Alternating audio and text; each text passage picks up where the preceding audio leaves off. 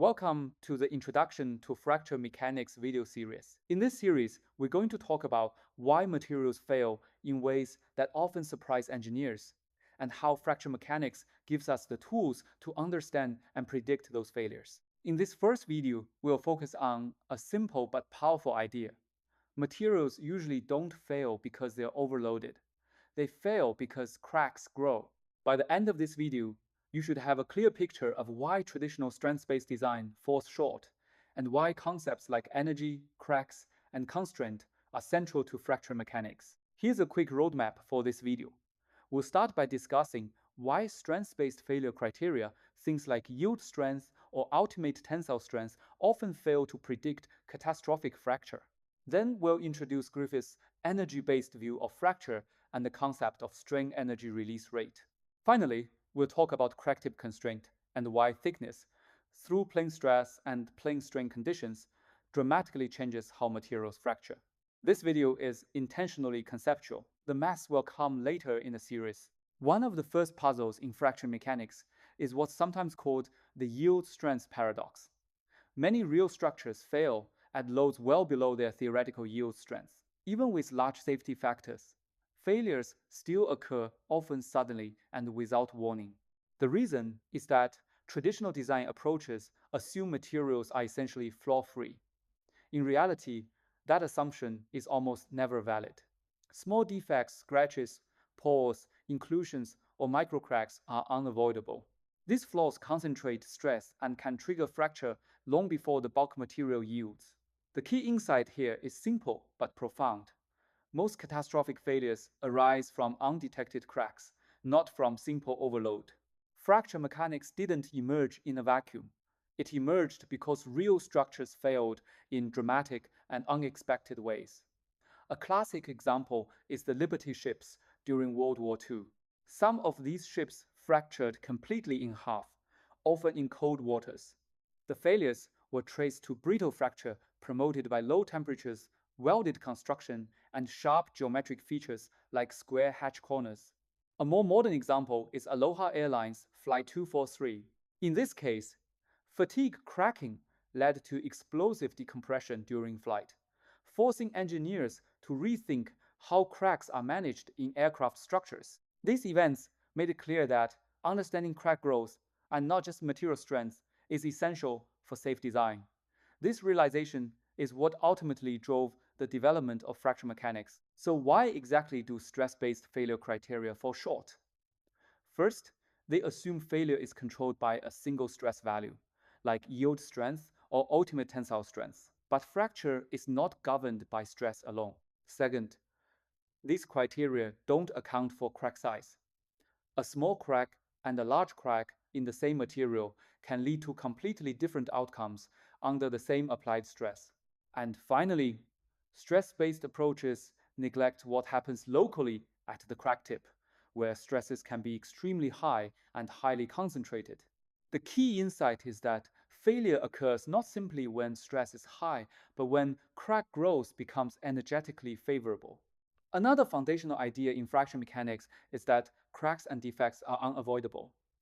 Manufacturing processes introduce defects such as porosity in welds, inclusions in castings, and surface damage from machining. During service, components accumulate scratches, fatigue cracks, and environmental damage like corrosion. Even at the microstructural level, materials are full of features, grain boundaries, second phase particles, interfaces that locally concentrate stress. Fracture mechanics does not assume we can eliminate cracks. Instead, it provides tools to manage them safely.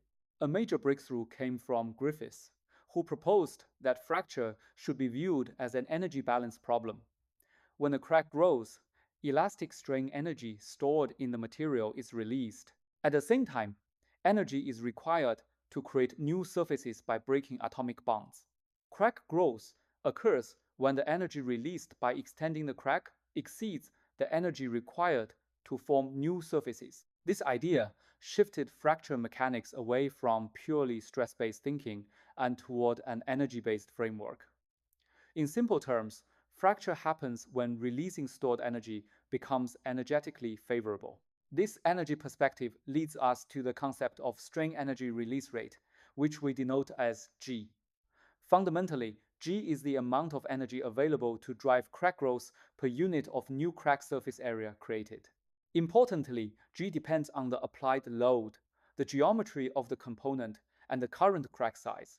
You can think of G as the driving force for crack propagation, the mechanical demand placed on the material by the crack. This makes G a very powerful and general way to quantify crack severity.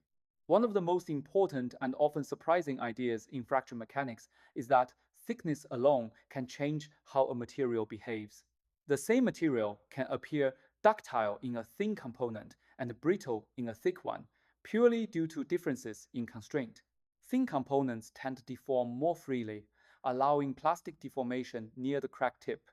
Thick components suppress deformation in the thickness direction, creating a highly constrained stress state that promotes brittle fracture.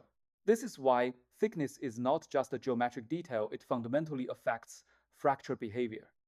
These two limiting cases are known as plane stress and plane strain.